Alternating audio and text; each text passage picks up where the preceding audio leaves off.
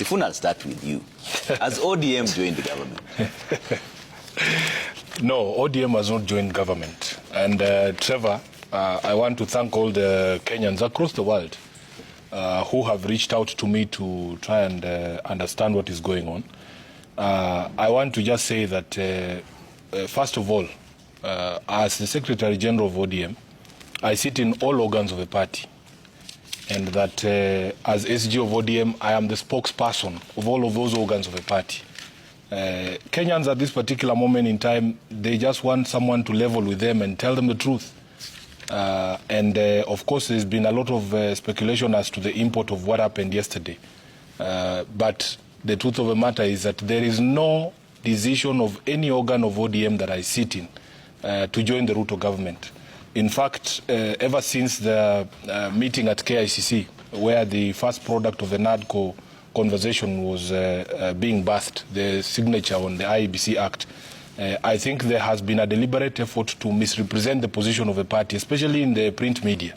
And I have to be honest with you, Trevor, that I personally am not very happy with the way that the media has chosen to report the matters that have happened in the past few weeks. Because at KICC, our leader spoke very clearly that what the party would have wanted to see is a national conversation.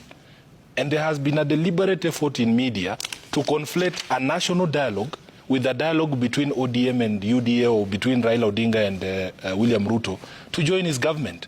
Nothing could be further from the truth. And we are being accused of not communicating clearly. We are being accused of prevaricating. We are being accused of doublespeak. We are being accused of being wishy-washy or being turncoats and turning at every turn.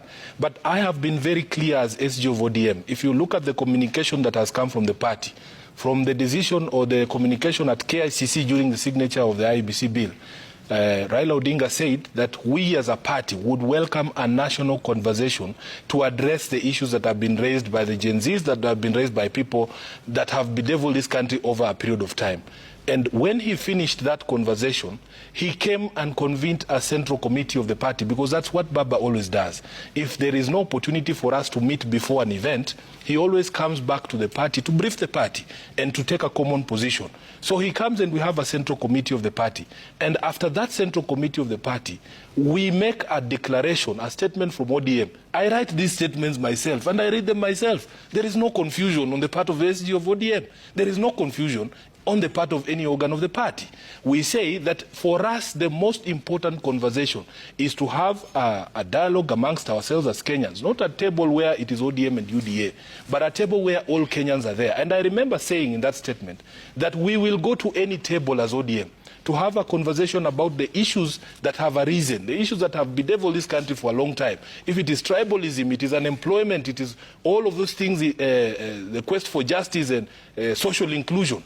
We said we would go to any table. We also said, Trevor, that we would not object to any person being on that table. If we went to that meeting and we found the devil there, we would allow him to say his bit, because I also have things to say to the devil. If the devil asks me for a meeting, I will go to that meeting. I have things to say to the devil. You know, I need to tell him that scripture is clear. He will not win. It is clear that he's in a losing battle. He might as well give up already. And the Bible tells me that God himself, in the book of Job, has conversations with the devil. You cannot tell me there's a table that I cannot go to. So we make it very clear that we will not object. If we get to that table and we find Tom Ojienda there, I will not say I don't want to see Tom Ojienda there. Okay. I want to have a conversation with him. There is a second meeting, Trevor. This time, of the Central Committee, of the PG, of the National Executive Committee of ODM. Yeah. If you look at the ODM party constitution, it is the responsibility of the Secretary General, Sifuna, for this instance, to take the minutes of those meetings and to read the declarations of those meetings. On that particular day, I was actually supposed to be on a flight at 6 p.m. to Italy. There was a conversation I was going to Lake Como.